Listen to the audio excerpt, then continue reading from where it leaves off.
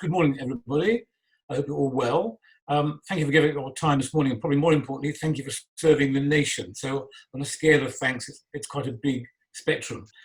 This is really important, what we're doing today. It's really important because keeping, I don't really need to say this to you three, but keeping the procedures and the processes and the discipline of the Reserve Force and Cadets Association moving irrespective of the circumstances is really important. So there was a discussion inside RFCA about whether we would have the AGM, not have the AGM. If we're going to have it, is it just going to be by mail, etc.? The answer is no, we're going to have it, and we're going to do it well in the time of COVID, because that's an important message to everybody in the nation, but particularly within RFCA. It's also important for us. The reason that you three do what you do is because you care about keeping our society going and working well, and the communities that you know functioning well. And if we start to say, well, it doesn't really matter to do this, doesn't really matter to do that, it becomes clearly the thin end of a wedge.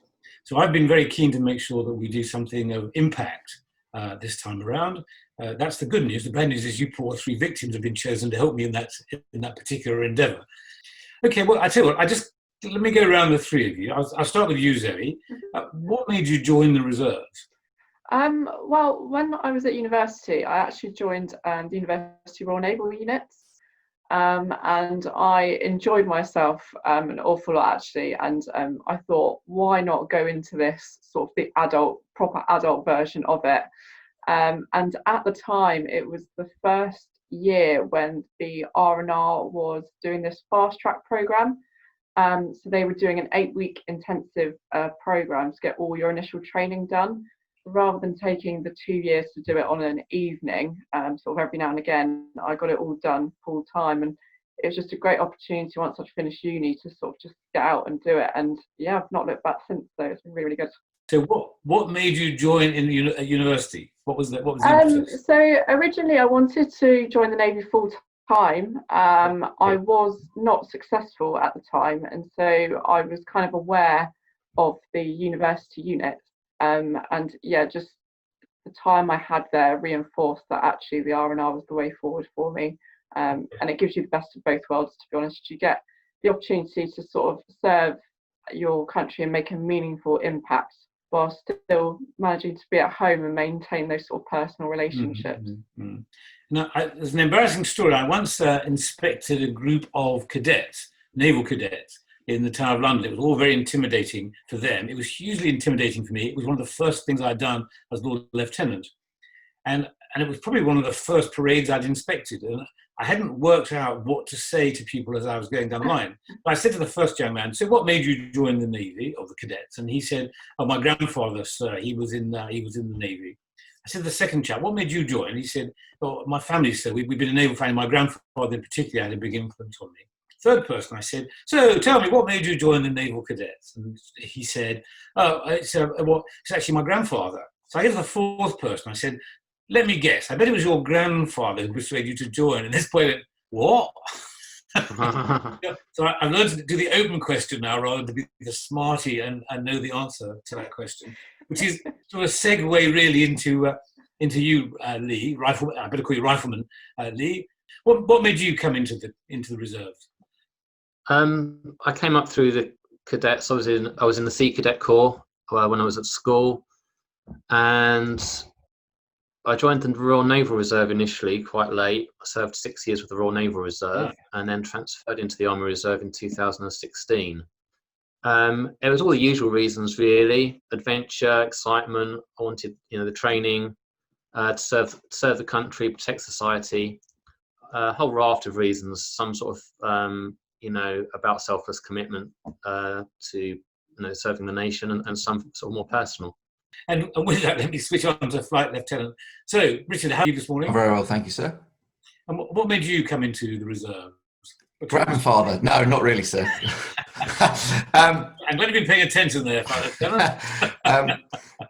A long history of family service, but I actually joined the TA originally. Yeah. Because I was a teacher at the time, it was very difficult to fit in training with, because all the courses always fell in term time. So in the end, I joined the RAF Reserves just because there was more flexibility. Yeah. Okay. Similar to Zoe, there was a fast track system at the time, so I could go straight to Halton and straight to Cranwell. Right. But what was the original impetus? What made you want to get in the first place? I think it's all those times when you go to tattoos and military festivals and you dress up as a soldier as an 8-year-old, and because all the family were in the services, it's one of those things you think that's what you aspire to do. It's almost like when your father supports a certain football team, you think you should support that one as well. Right, right. So it's just basically in the blood. It's just something yes, to do. Quite right. And I think particularly Rifleman Barham, your answer is really interesting, that the reason the three of you are doing it is partly for self-satisfaction, but also for this contribution to the nation. And you think about Tom Moore and raising £32 million, and although that's amazing, what's really amazing is all the people that gave money anonymously to help somebody else they wouldn't know via a man they would never meet. That to me captures our spirit of the nation. It's what you've all three spoken about here. And so I'm hugely grateful and very proud of what you all three do, because you're keeping that flame blazing as opposed to puttering along. And it's quite interesting now seeing how the country is staying together. And yet you compare it with America, which has been hit by COVID as well, and it's divided them. It's found the fault lines in their society. So what I have to say, what you do is hugely, hugely important. It isn't just something that's part of the fabric. And so I'm so grateful to you for what you do generally, and I'm really grateful to you for joining us this morning to record your thoughts for posterity. Anyway, enough from me, because we're not really here to have lectures from the Lord Lieutenant on patriotism, especially to three experts on the subject. And I'm going to do Zoe, then Lee, then Rich. So just so you know, what is your civilian career? What do you do when you're not? So I work in recruitment for the pharmaceutical industry. So we are quite busy at the moment, as you can imagine. Also helping save the nation. Well, thank you. So obviously COVID changed a lot of things for most of us. For some people, it was relatively relaxing. Actually, you just couldn't do things that you were used to doing. But for others, especially you three, it changed the gear. So tell me a little bit about what your role was during mobilisation. Yeah, so I got mobilised as part of Op Rescript, and I actually got put into 11 brigades. So I was working with the Army. My role was one of the regional liaison officers, so I was supporting Thames Valley and Hampshire and Isle of Wight. I was working within a team of about 5 or 6, along with the HQ team, and essentially we would work closely with the local authorities to understand whether they needed our support with anything at all. So when I first stepped into the role, quite a lot of it was around testing, because the military was providing the testing unit. And now I've just demobilised actually, so yesterday I finished, and now it's going into sort of the winter planning and working alongside the EU exit, and so their focus was going back towards that. Okay, and wildfire, HMS Wildfire, how's that changed? I mean, presumably things like social distancing and so on make it quite complicated to do what would be taken for granted as normal in less complicated times. Has it been different? Yeah, absolutely, sir. So some of the training, obviously, we can't do remote, so things like our fitness tests, so people have gone out of date, but we're back in the unit now, and so people are sort of slowly getting back up to speed with that. But Wildfire were actually incredibly good at getting training virtually, so they were facilitating Zoom meetings similar to this one. And we typically have 2 to 3 training streams on an evening. They were coordinating different rooms to put people in, depending on the training that they were doing. And I know that they actually got commended by CMR for all their hard work and sort of just getting it up to speed and making sure it worked really effectively, actually. And it certainly changed my role as officer of the day. So usually in unit, you're responsible for sort of everyone's safety and coordinating people between. But I kind of had to become a technical expert on Zoom, which was quite daunting in a way, but we eventually got there. So, but yeah, they've been brilliant, and I think it's credit to Wildfire that actually so many of us have been mobilised as part of Op Rescript, and considering the size of our unit, it's quite remarkable actually. And obviously, when you meet frequently and physically, then the esprit, the common feelings, the team spirit, and so on is how we've all been trained to get into that team mode. when you're doing it remotely and so on, that's obviously different. But has it been difficult? Has it worked? How's the team spirit survived through this period? Yeah, it definitely has worked. And we had our first training night back in person a few weeks ago, and it was our whole ship coordinator. So it was his last day, and so he's been with the unit for 7 years, and he's retiring from the naval service after, I think it was about 30 years or something like that. So a very long time. And it was nice that whilst not everyone from the unit was there, a lot of us were there, and it was nice to just sort of socially distance ourselves around the mess bar, and yeah, that spirit was certainly still there. Right. And what difference has it made to you in your life going through this weird period of deployment? I mean, have there been opportunities that have appeared as a result of it that you wouldn't have had before, or you wouldn't have expected? I think because of COVID, obviously it's brought up a very special set of circumstances. So actually, I wasn't working at Aldershot in London Brigade for too long. They wanted most people to work from home if they could. Mm-hmm. So I think in that sense, it's been quite different in that I haven't necessarily sort of been involved in a completely different environment, because I have been mainly working from home. So unfortunately, in that regard, not much. But it's just the times that we're living in at the moment, unfortunately. And do you have family at home? Yeah, so I've got my husband with me, and he's in the R&R too, and was actually mobilised before me. And funny enough, I took over his role, so it was all quite strange. That's super, Zoe. Thank you. Ruffman Lee Barham. Lee, good morning. Good morning, sir. Tell me, what is Operation Tosca? So Operation Tosca is the United Kingdom's ongoing support to the United Nations peacekeeping force in Cyprus. So the UK provides a number of different units to the United Nations here. Troops that patrol the buffer zone in United Nations buffer zone in Sector 2 of the area of operations here. They're enforcing the ceasefire agreements between the Turkish Cypriot and the Greek Cypriot forces. There's also, we provide a mobile reserve to the United Nations peacekeeping force here, which I'm a part of, and we can cover the entirety of the island and the entirety of the buffer zone as required. And the UK also provides some military police support and a permanent headquarters to the UN here. So that sounds like quite a long way from your day job. What do you do when you're not serving the nation? My day job, I'm a civil servant, and yeah, so it's quite different. It's an office-based role. It is obviously a much more physically active role, but I'm enjoying the change. It's a good break from my civilian job. It's a good experience. Now, when I did some work some years ago for the Inland Revenue, and they said that everybody who works for the Inland Revenue describes themselves as a civil servant because they don't want anybody to know they work for the Inland Revenue. Are you in the Inland Revenue? I do work for HM Revenue and Customs. I'm a customs officer by training, and so my background and training is really on the customs side in a law enforcement role and an anti-smuggling role. Patrolling a demilitarised zone, there is some smuggling across the buffer zone, so it does remind me of some of the work that I've done in my civil service role. Right, that's going to give you extra marks when you get back to the day job. And how do you feel to have been part of the largest ever deployment of the Army Reserves as a single unit? It's a very special job that you're doing.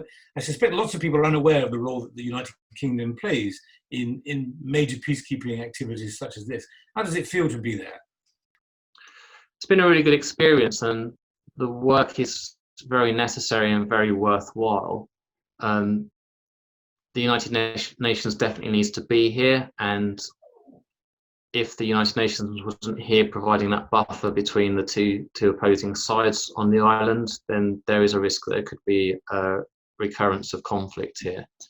So in that sense, it's good to be working with the United Nations and doing a worthwhile job. In terms of being deployed with other reservists, that's a good experience. So some of the people that I'm deployed with are people I've trained with over the years in my Army Reserve Centre. A lot of them I haven't.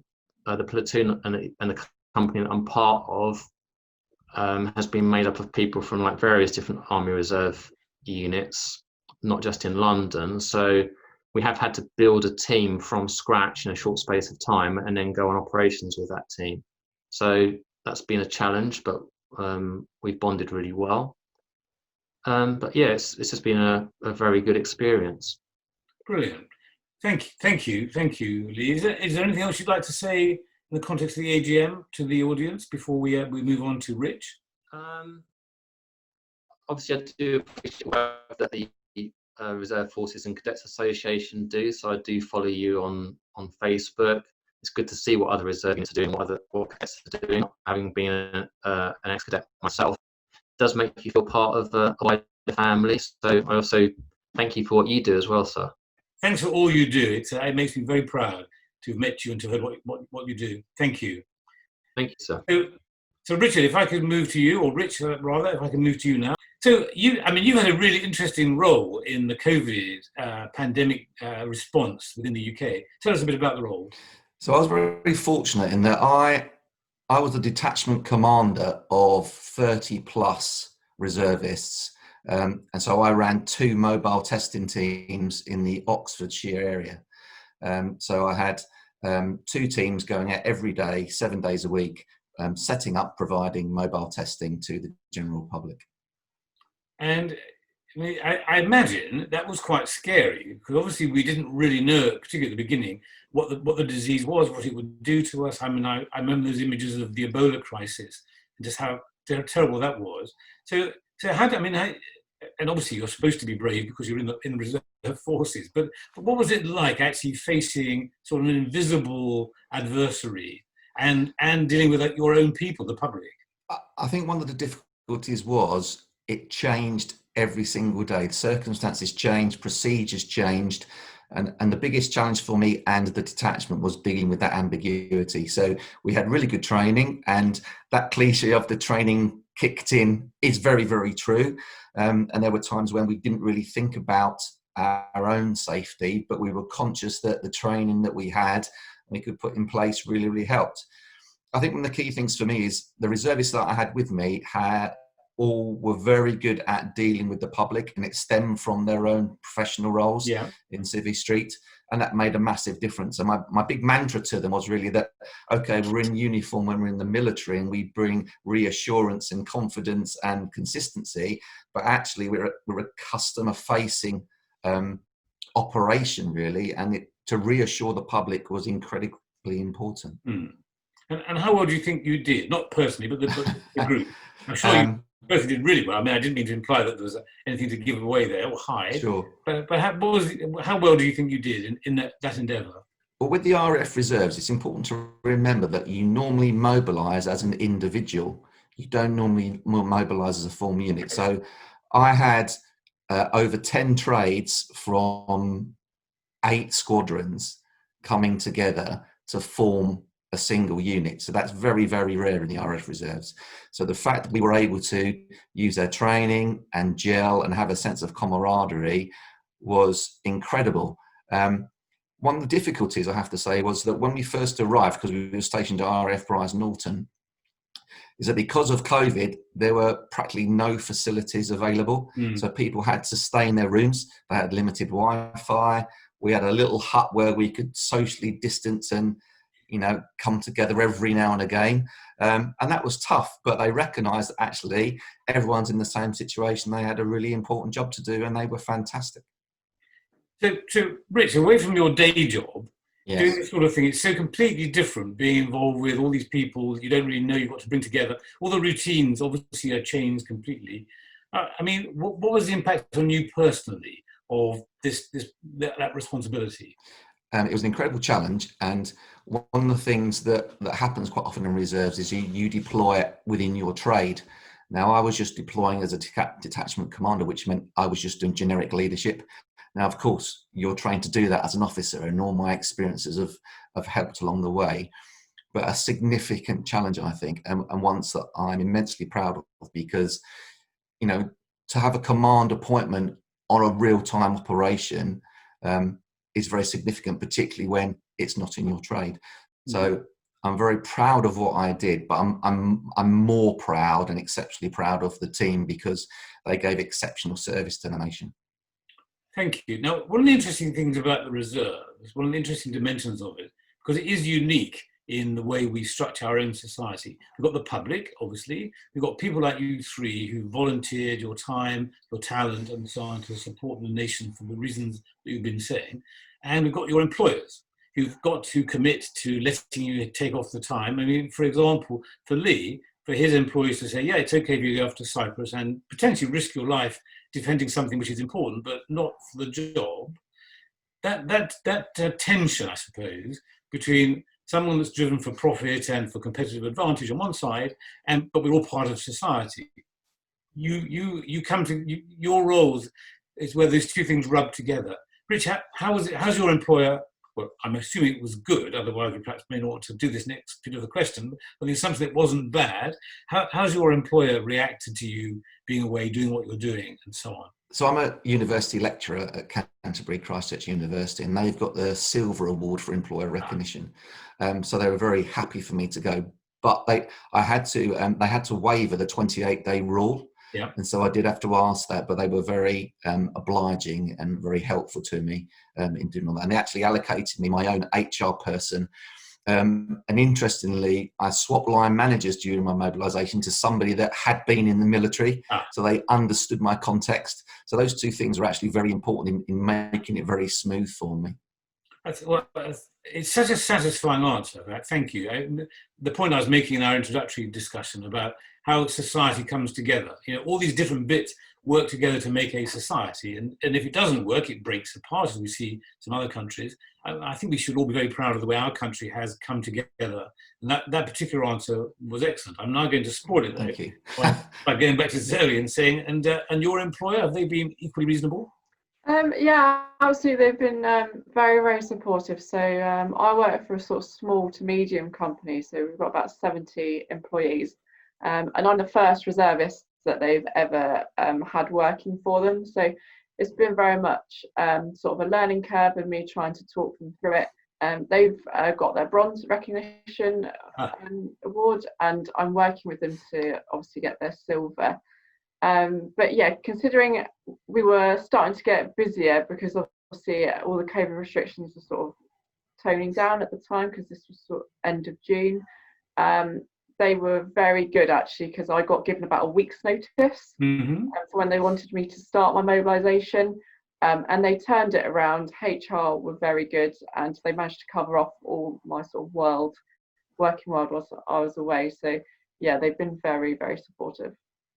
Well, I think, and that's another message that I think is important for us in the context of the AGM, but the commitment of employers to supporting the reserves is actually a hardly understood or appreciated contribution to our society. And I think we, as Reserve Force and Cadets Association, should do perhaps more to promote their contribution that they're making, rather than just ticking all the different certificates they're getting. Important though that is, it's a big statement for an employer to say, yes, I'll lose this man or woman for a period of time and I'll cover for them in the interest of the nation. And I think there's so much negativity around in coverage and media and so on. We should all remind ourselves that's something to promote.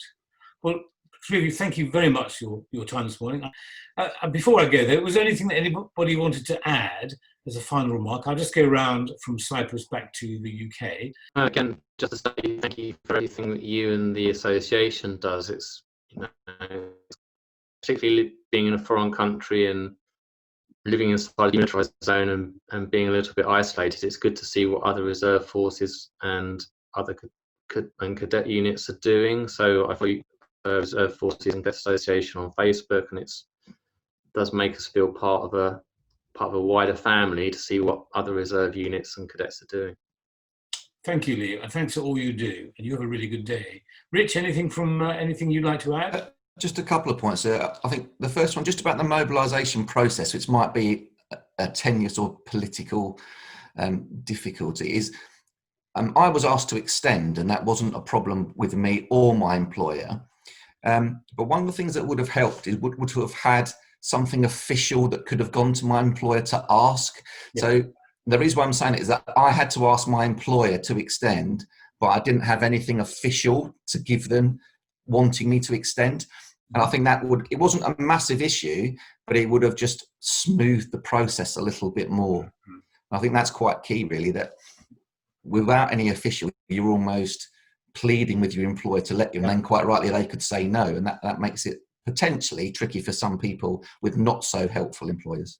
And my other point is, I've represented my OC, Wing Commander Steve Duddy, at many RFCA events, and so I have real insight of what the organisation does, and I think it does a wonderful job.